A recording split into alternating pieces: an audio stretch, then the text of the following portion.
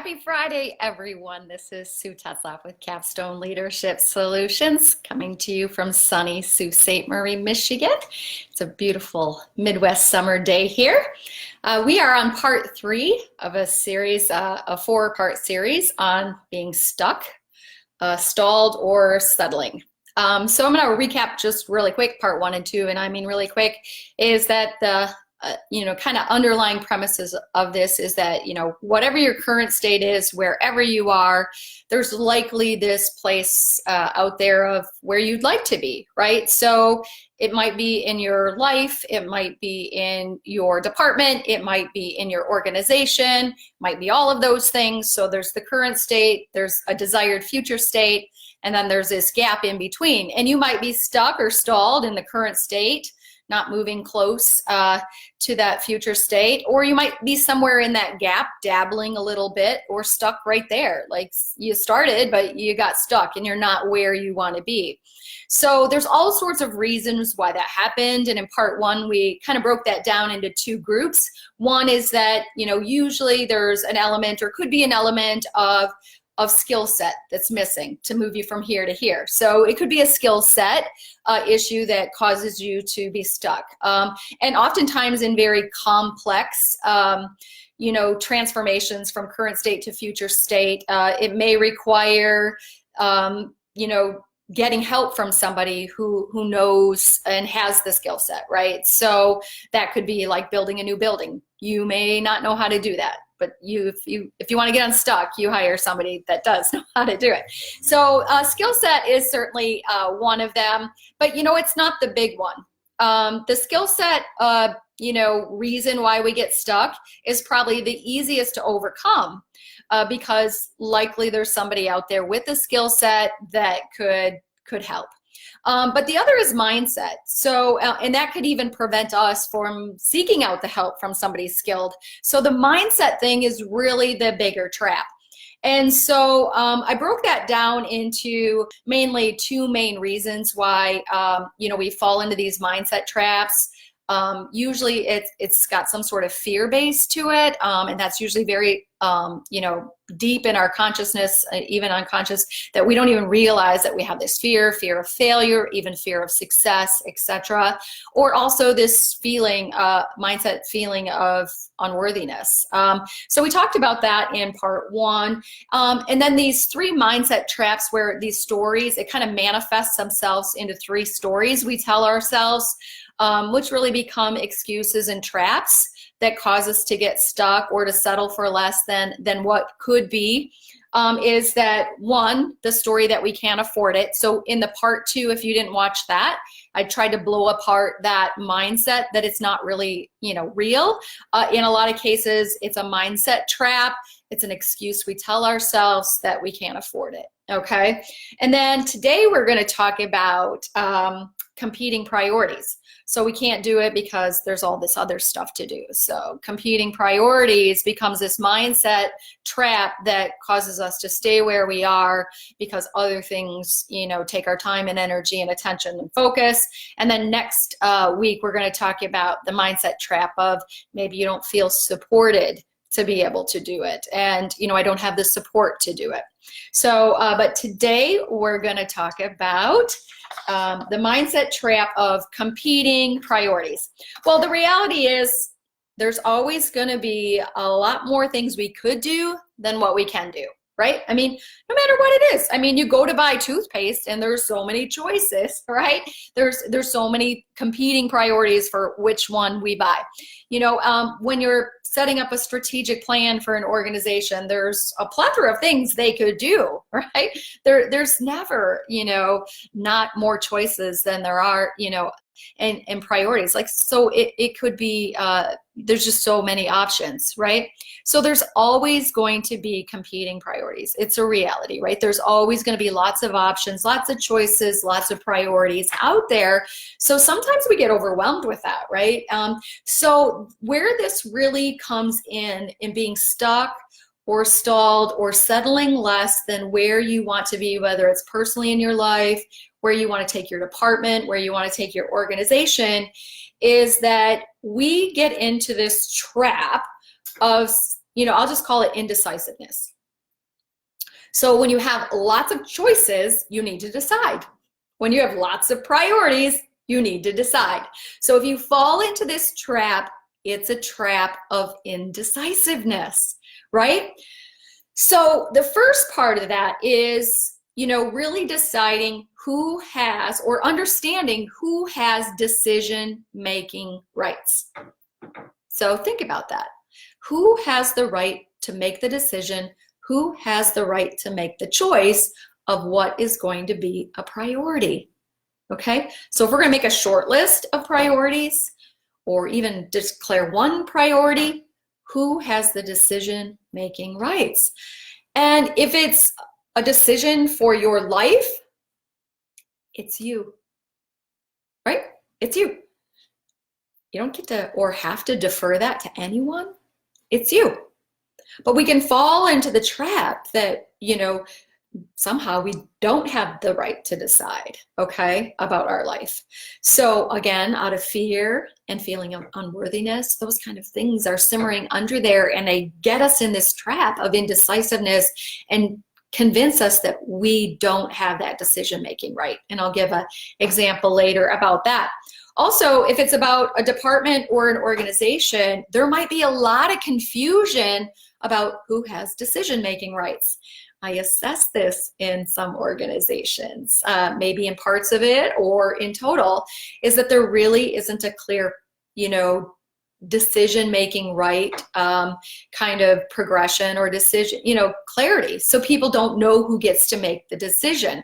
Who makes the decisions for the organizations? How are they made? Who makes the decisions for our department? So where I see this fall into play a lot actually is in department level decision making. So if you're a department leader and you have a vision for where your department is now, where you want it to go, who is the decision maker? Probably you, right? As the manager with 24-hour responsibility over that department and accountability and ownership for it. In the end, it's probably you, right? But somehow we can just defer that and think that we don't have that right. We don't own it. So we stay in this situation of competing priorities because we don't own up to those decision-making rights. I remember this clearly, this played out for years because I was a senior leader. So I was always, for the majority of my career, more than 20 years, I was a leader of leaders, right? So those frontline leaders who had department level, responsibility over, a certain service line or department in a hospital, they did have decision-making rights in their department. Unfortunately, they didn't always feel that way. They didn't always own it. So, this is how it would play out. A leader would come to meet with me. I'm their senior leader. They would come to meet with me and they needed to make a decision. They needed to choose maybe between competing priorities, right? And they needed a decision to be made. So in that situation, it could play out that they really wanted me to make the decision for their department.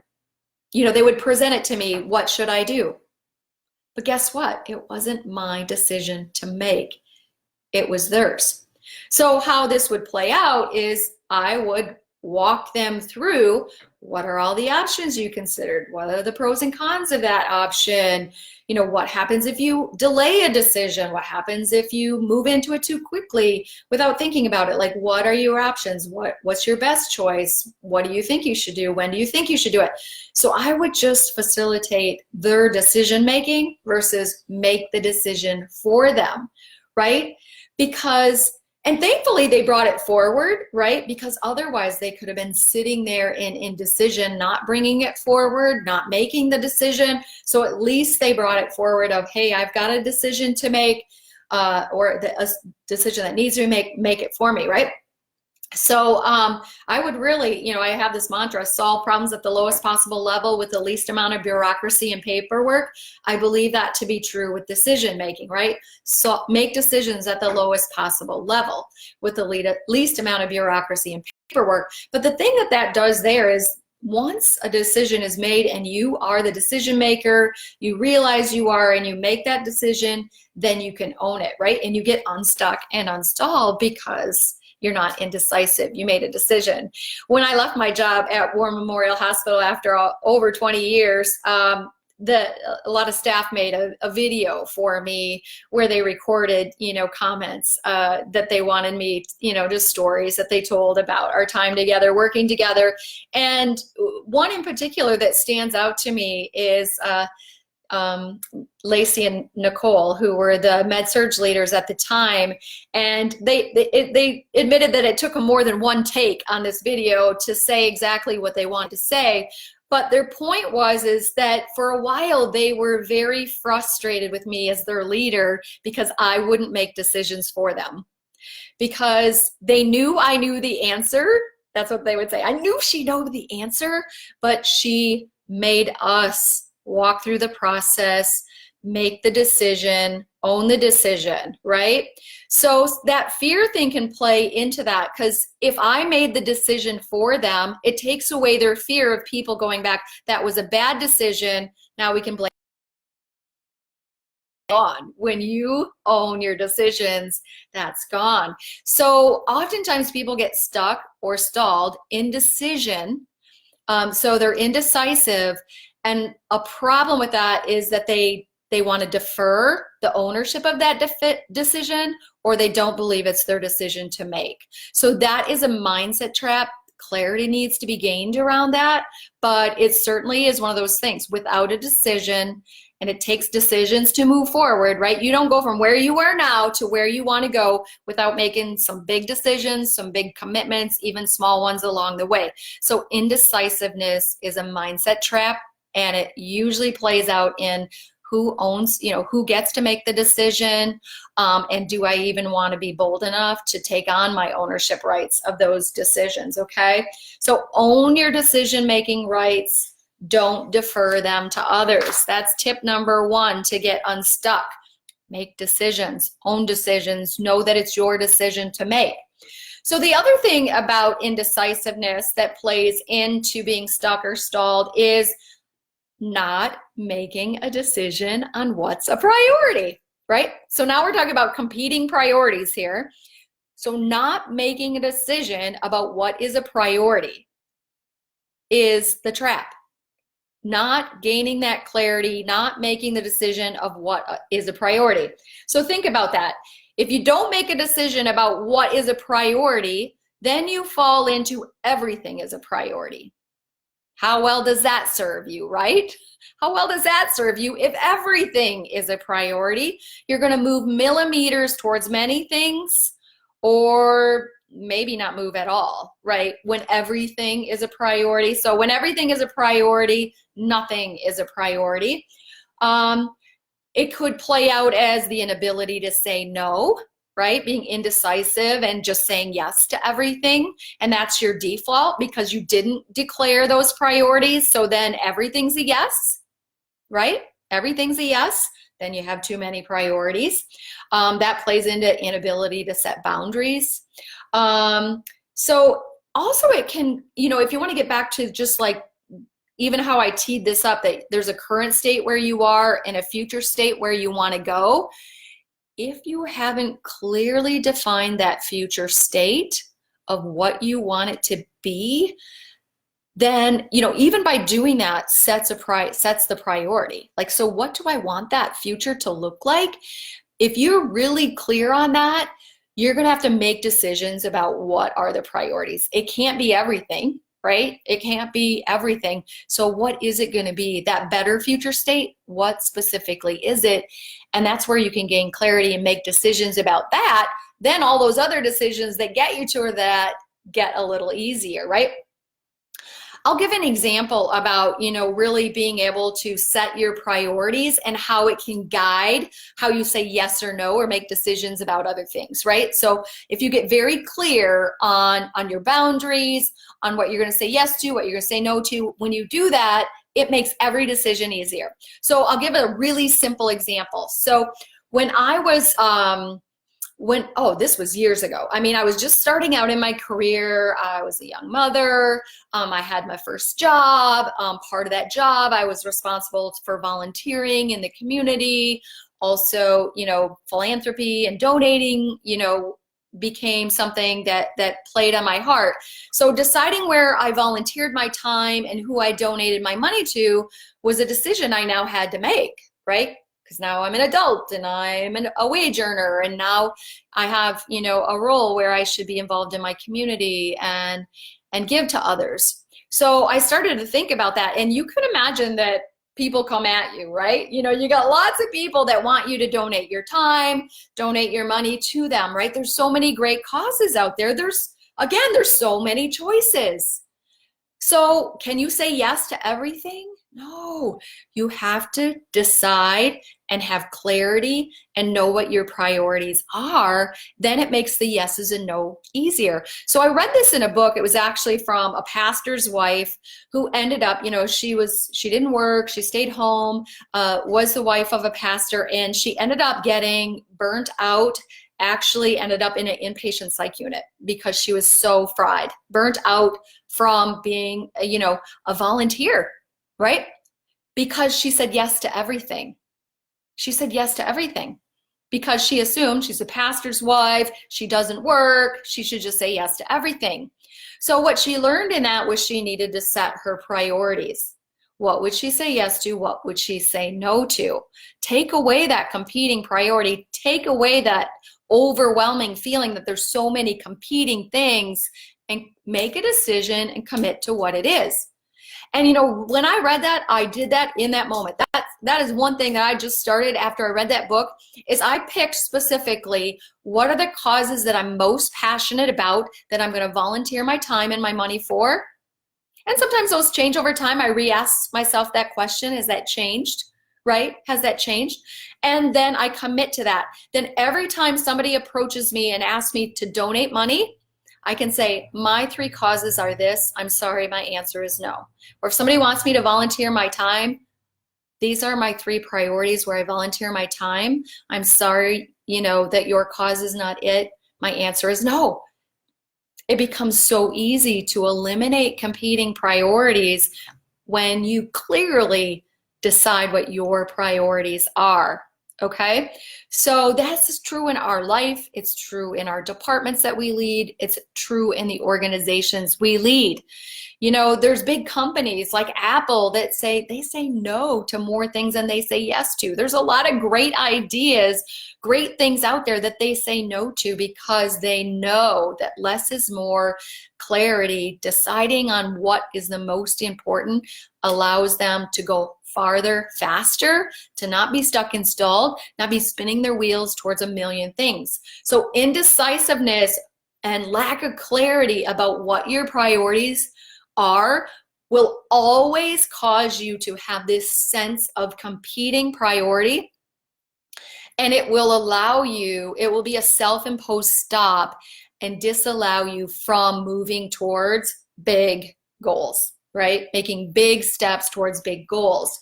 Okay, so it gets you into that shiny object, chasing butterflies, whatever. Also, what it does is, it doesn't allow you to prioritize how you spend your money, right? And how you spend your time. So since there's not unlimited resource of time and money, which we talked about money in part 2, since there is not unlimited time and money, what's going to drive your decisions about how to spend your time and how to spend your money? It's going to be your priorities, and lack of it.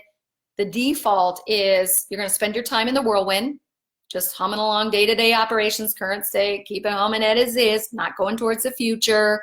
And your money, who knows? You'll go, where did that go? Right? Have you ever done that? Like you go like, where did that go? What do we spend our money on? Right? Because it didn't lead to something big. And it wasn't used for the big thing because you didn't commit to that priority.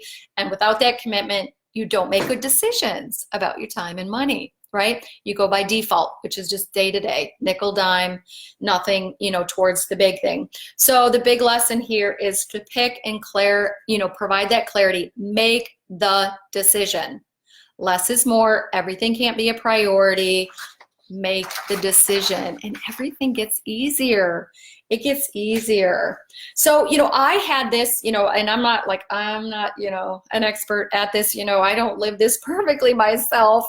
A lot of this is me, like talking from my own life, that I've made these mistakes and I still every day do. I just, did this to myself in the last year. Is last October, because I journal, and I have record of, when I set goals and make decisions, and, what I'm thinking about for my life personally and whatever. And back in October, I wanted to really shore up my health, right?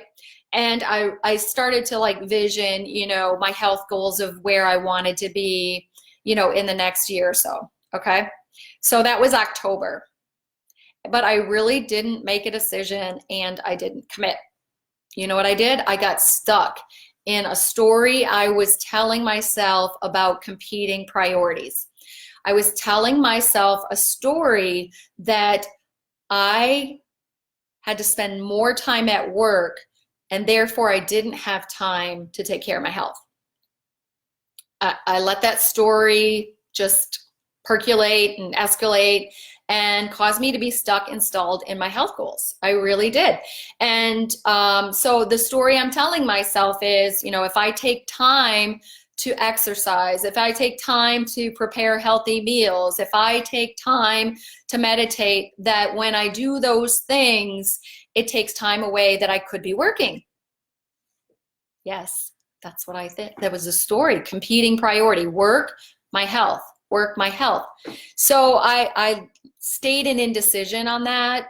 I kept falling into that trap that I had this competing priority, that my business would suffer if I gave time to this other priority. So, I got stuck there. And when I get stuck, maybe you know this about yourself, but when I get stuck in indecision about something, and that really is lack of commitment towards something, where I'm interested in it, I'm just not committed yet. When that happens to me, what I end up doing is I start planning and researching. Okay? So the time I spent planning and researching how I would go about achieving these health goals probably took up more time than if I would have actually been doing it. Like actually carrying out and doing something, right? So I kind of got interested, and I started, getting to my old trap of when I won't make a decision, I'll just get stuck in researching and planning, which is actually a waste of time for the most part, because I already knew what to do, right? So it was a trap. So I was, what got me off the dime on this is I was listening to a podcast by a gentleman named Ed Mylett, Mylett. And what he says is that when we really do have these mind traps that we recognize in ourselves, and it's stories we're telling ourselves that are keeping us stuck, what we need to do, and these are his words, is we need to go psycho on it. Right? So he didn't mean tiptoe out into the gap from my current state of health to future state of health. His advice was the only way you're going to snap your brain out of such a long playing story is to hit it with some psycho moves, right? And what he means like that is not do a little mini 30-day challenge, which, I'm known for those, and I like doing those to make small incremental steps, do a 30-day challenge. But he meant like do a challenge that is like big, right? Like big. And so, holy cow. When I heard that, I thought, what would be that big psycho plan, right? And so, bam, in that moment, I made a decision and I made a commitment. And I said, I'm going to change this mindset. I recognize this trap. I'm going to get myself out of this trap, and I'm going to go psycho on this plan to get out of my current state, plow through that gap, and get to the other side. Okay? And so it wasn't small action. It was a commitment to big action. And, I really, honor our partner organizations that decide to commit to a transformational cultural journey with us, because I know that there was maybe a period of indecisiveness. I know that there was who's got the decision making right here on this? What if other things are competing priorities? What stories are we telling ourselves that if we do this, something else will get worse instead of better, whatever. So I really honor them, because then, I got to thinking about it, is when we start a journey with our partners, it kind of meets the definition of go psycho, where we just stop telling that old story that, we're afraid, what if we fail? We stop telling that story. We stop telling that story that we're not worth it or whatever. And we just go for it. And I think that, if you've been through an organizational transformational journey, and especially that first year, maybe you could describe it as go psycho, but it's fun, right? And I'm finding that this go psycho in my health status, and taking that inspired action. And really what that meant for me is that I had to start telling myself, a new story. And the new actions I was telling myself was making my mind set change about what this story was. So before, my story was that, I didn't have time. I had competing priorities. Work was the competing priority with my health. And that there was no way that they both could be, accomplished in parallel, right? So that was a story I was telling myself, that if I invested in my health, my business would suffer. Dang, because really the new story I needed to tell myself is I perform better at work when I'm fit and healthy. It makes such sense. Your brain is sharper. You have the energy. It takes energy to do this work, right? So also, I minimize the risk to our company and our business, because what if my health got in crisis because I didn't take care of it? That could really jeopardize our company, right? So I had to tell myself that new story, right? And I had to tell myself the story that I choose to invest myself because I'm worth it, right? So that old story was BS, and I needed to tell myself this new story. And then I needed to take psycho action that let my mind know that that old story was history and this new story rules.